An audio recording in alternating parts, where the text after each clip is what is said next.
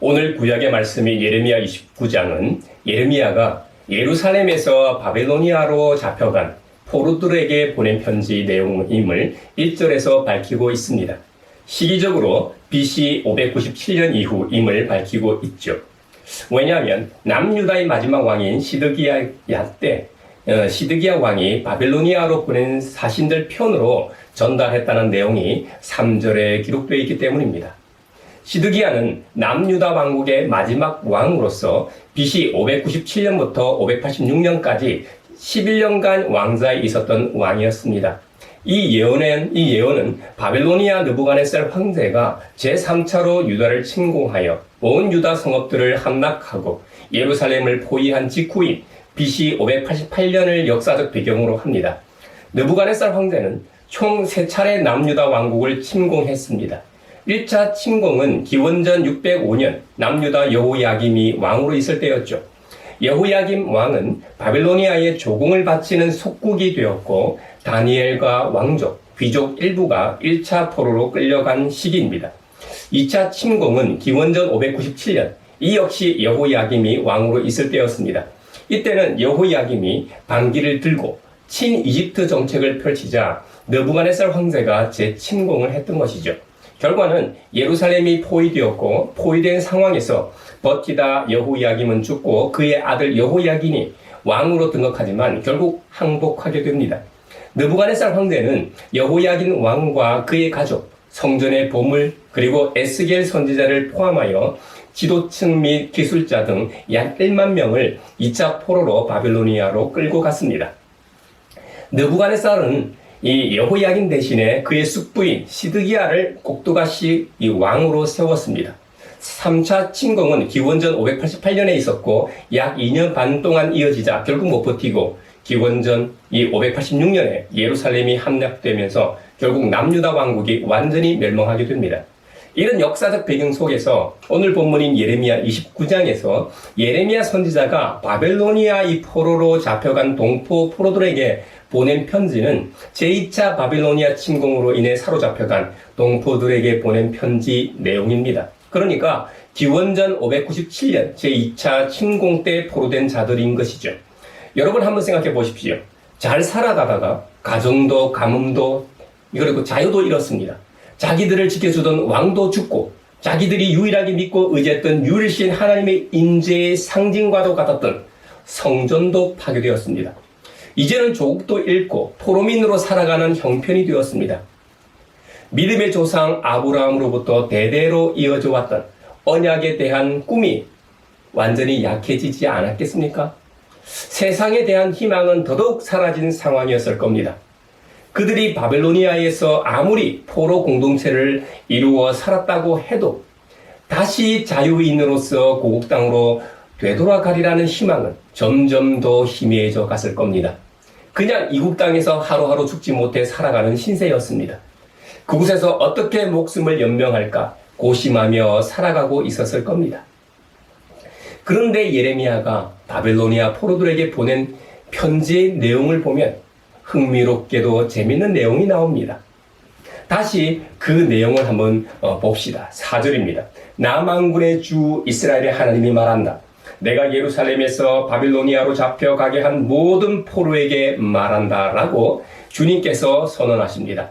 여기에 보면 이스라엘 백성을 고통스럽게 하는 주체가 누구라고요? 느부갓네살이에요? 아닙니다. 이스라엘이 평생 조상 대대로 믿어왔던 여호와 하나님이십니다. 그 하나님이 바벨로니아를 통해 이스라엘이 포로가 되게 했다는 겁니다. 그 이유는 다 알다시피 하나님에 대한 이스라엘의 반역과 불순종 때문입니다. 그런데 5절부터 보면 이번에는 그곳에서 잘 먹고 잘 살아라고 말씀하십니다. 5절입니다. 너희는 그곳에 집을 짓고 정착하여라. 과수원도 만들고 그 열매도 따 먹으라는 겁니다. 여러분 1937년 소련의 스탈린이 연해주에 거주하던 고려인을 중앙아시아로 강제 이주시킨 일이 생각나네요. 그런 점에서 이스라엘과 우리나라는 참으로 닮은 점이 많고 하나둘이 아닙니다. 고려인 약 17만 명 이상을 카자흐스탄, 우즈베키스탄 등으로 강제 이주시켰죠. 이는 소련에서 단일 민족 전체를 대상으로 한 최초의 민족 단위 강제 이주 혹은 추방 사건입니다. 스탈린 정권이 이 고려인을 강제 이주시킨 이유는 극동 지역에서 고려인이 일본의 첩자 역할을 한다는 첩보와 우려 때문에 군사적 이유도 있었고, 정치적 불안 요소나 민족주의적 움직임이 있는 소수 민족을 내부적으로 간주하여 제거하고자 하는 목적도 있었습니다. 그리고 중앙아시아에 낙후되고 척박한 황무지 이 개간을 위한 값싸고 근면성실한 노동력이 필요했기 때문입니다. 고려인들은 이미 연해주에서 논농사 등 우수한 농업기술과 근면성을 인정받았기 때문에 고려인만큼 더 적합한 사람들이 없었기 때문이죠. 제가 신대원 2학년 겨울방학 때 학교 지원을 받아 한국교회의 북방 선교와 그 루트 탐사를 한 적이 있는데요. 러시아와 중국을 탐사하는 여정이었습니다. 러시아 블라디보스토크와 우스리스크 등지를 현지 북한 선교를 하는 선교사님의 도움을 받아 탐사했죠. 그 내용은 다음에 기회가 있으면 하고, 그 선교사님이 이런 말씀을 하시더라고요. 여러분, 그 블라디보스토크 하면 뭐가 먼저 연상이 됩니까? 군사적으로는 겨울에도 얼지 않는 부동항으로 러시아의 극동 함대가 있는 곳, 또는 낭만적으로는 시베리아 횡단 열차의 출발지로 유명하죠. 시베리아 횡단 열차가 출발하는 이 블라디보스톡을 출발해서 우스리스크 역으로 가는 길에 라즈돌리에 역이라는 곳이 있습니다. 선교사님 바로 거기 사세요. 그곳에서 사진 촬영도 했었는데요. 1937년 스탈린이 강제로 고려인들을 이주시킬 때 이곳에서 수많은 고려인들이 가축 운반용 화물 짐칸에 실려 약 한 달간 시베리아 횡단 철도를 거쳐 중앙아시아까지 이동했다고 해요. 늦여름부터 시작해서 초겨울까지 이주했는데요. 가는 길에 노역자들과 많은 어린이들이 얼어 죽었다는 얘기를 들었습니다. 제가 이 북방 선교를 위해, 이 탐사를 위해 러시아 연해주를 방문했을 때가 1월 초였는데요. 정말 춥더라고요. 100년 전에는 아마 더 추웠을 겁니다. 17만 명 이상이 출발했는데 가는 길에 수만 명이 얼어 죽었다고 해요. 어떤 보고에는 5만 명이 죽었다고도 합니다. 이동 중에 사망했으니 기찻길 옆에 그냥 버리고 갔다는 거예요. 참으로 비참한 광경 아닙니까?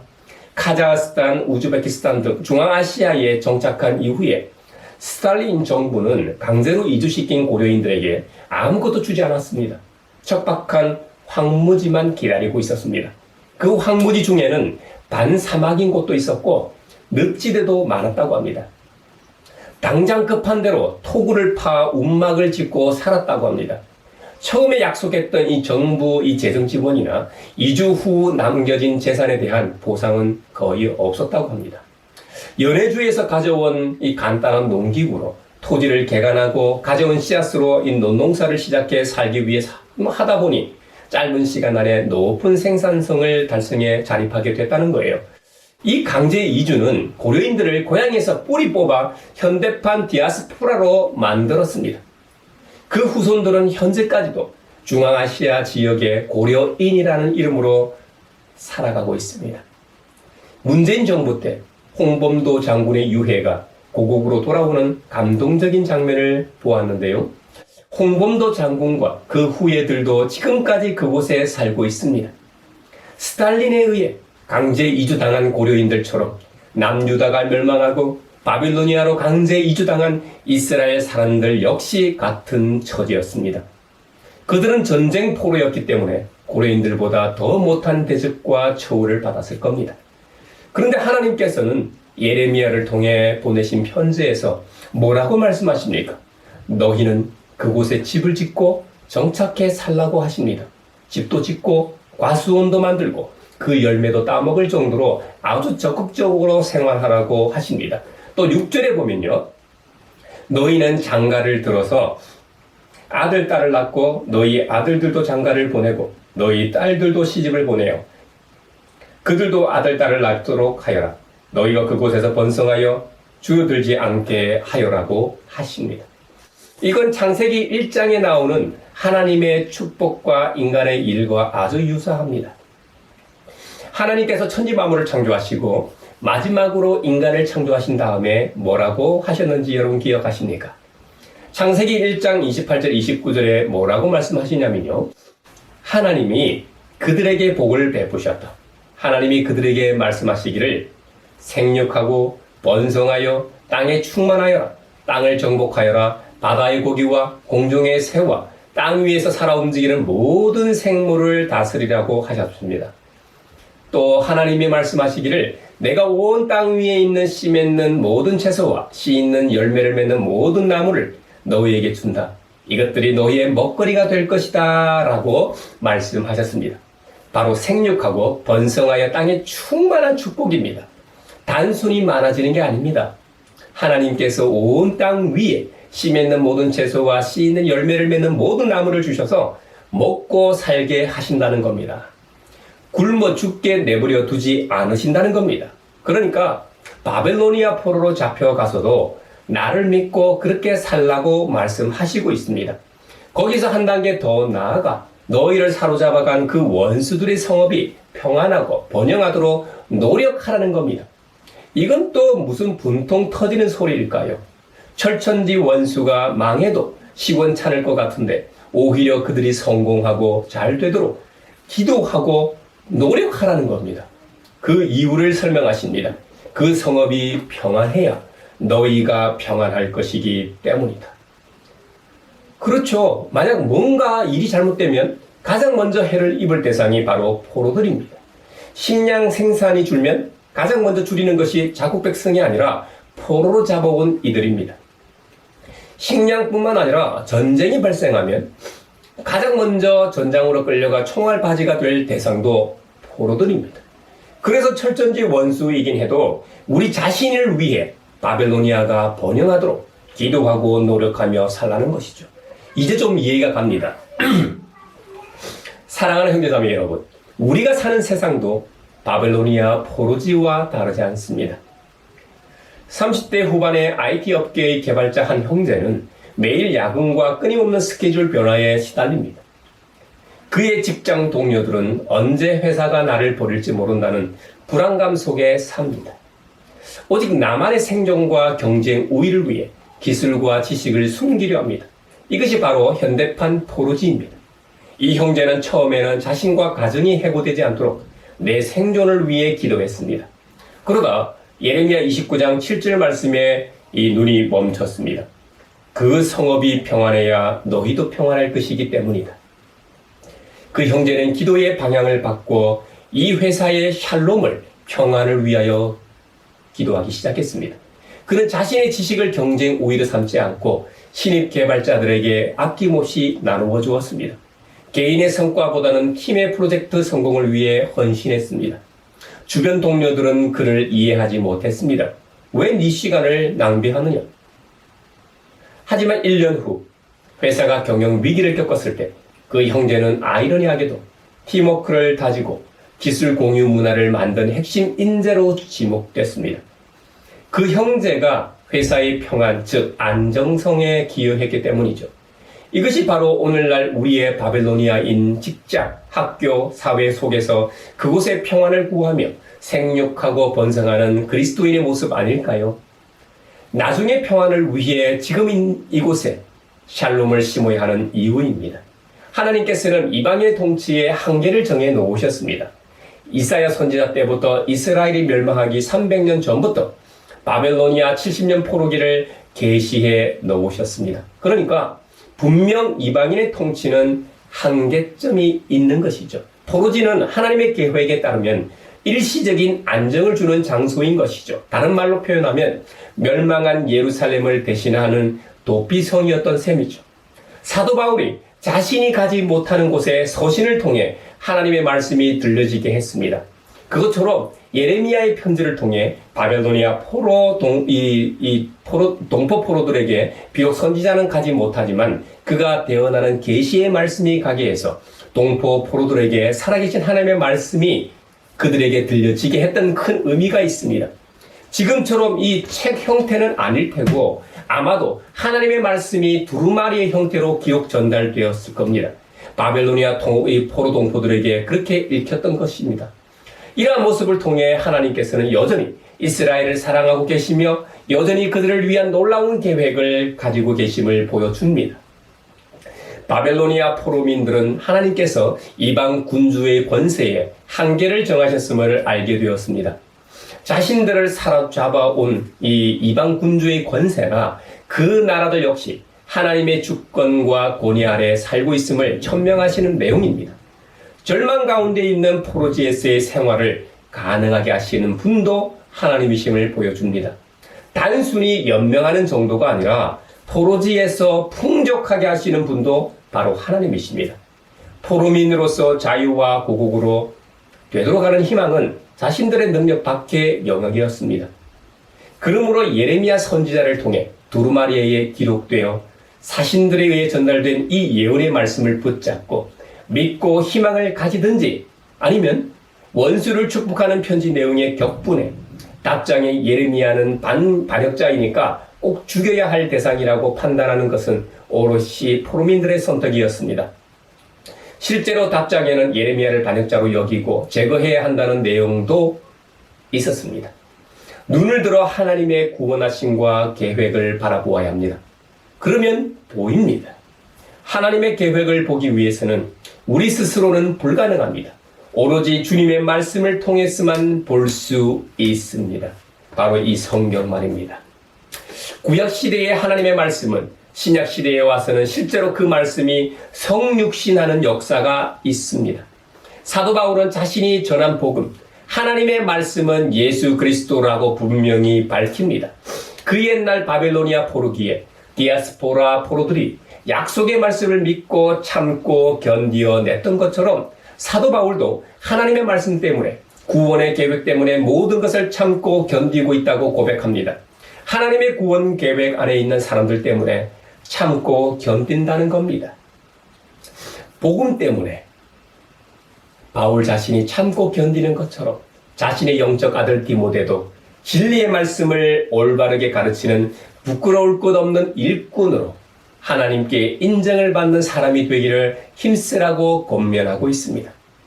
누가복음에 보면 복음 자체이신 예수님께서 사마리아와 갈릴리 사이의 길로 지나가시다가 나병 환자 10명을 만나셨습니다. 나병 환자들도 예수님에 대한 소문은 일찍이 들어 알고 있었습니다. 그래서 멀찍이 멈추어 서서 소리 높여 외칩니다. 그들만큼 절박한 사람도 아마 없었을 겁니다. 나병이 걸리면 사랑하는 가족이나 사람들로부터 떨어져 격리되어 살았습니다.